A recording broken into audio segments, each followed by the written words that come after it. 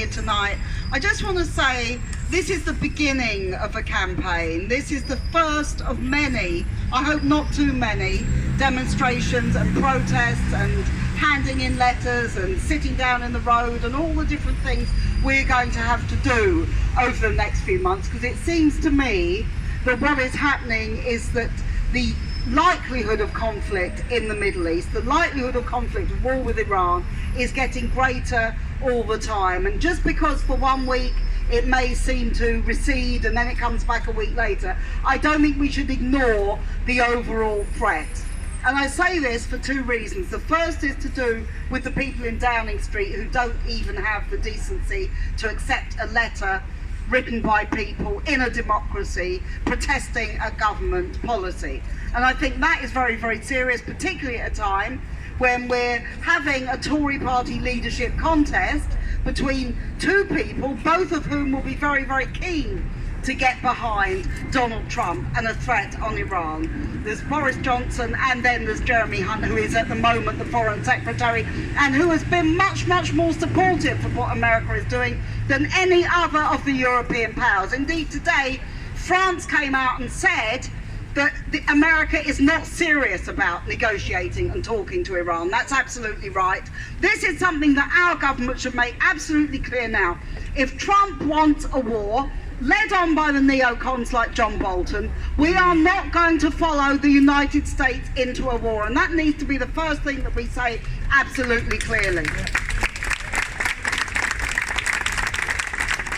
We need to say it clearly for two reasons. Firstly, that we've had the experience of Iraq.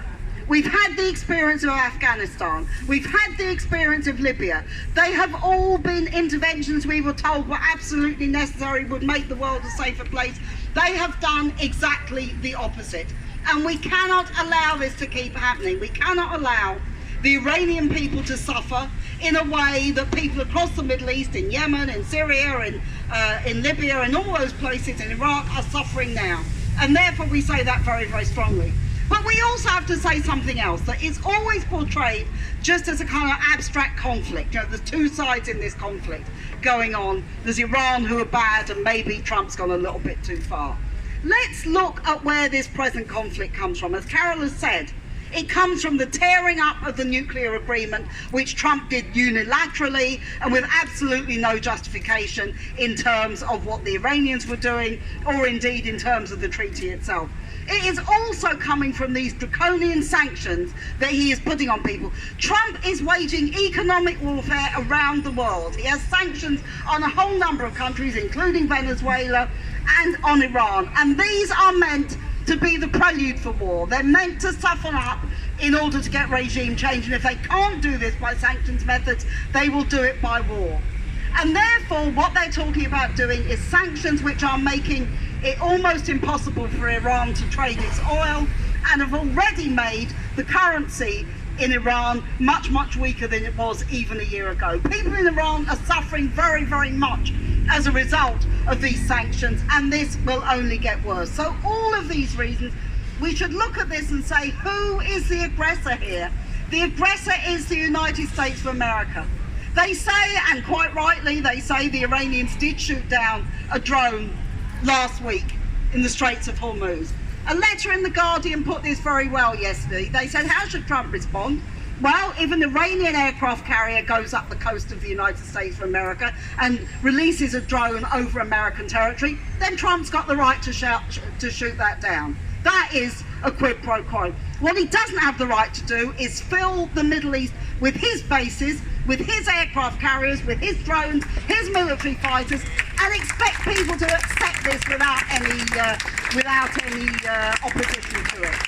So I'm making this statement now on behalf of Stop the War. We are utterly opposed to any war against Iran. We will do everything we can to mobilise against any war with Iran. We are against the sanctions. We're against the tearing up of the deal.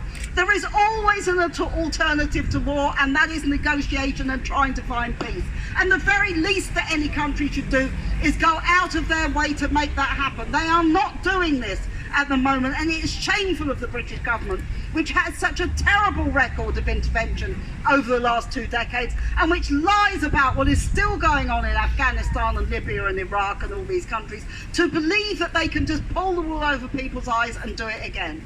I believe actually this time people in Britain in very large numbers understand exactly how dangerous this threat is. They understand who is behind this threat. We demonstrated in very large numbers against Donald Trump only just earlier this month, and we will be doing it again. So please do everything you can to support this campaign. Sign up as members or supporters of Stop the War. Make sure that you're involved in all the campaigns. Sign the petitions. We will be organising national and local events, so go on our website. Do everything we can now to talk to your family, to your friends, to your workmates, to your fellow students. We are opposed to this war. We're not going to allow it to happen. Thank you very much.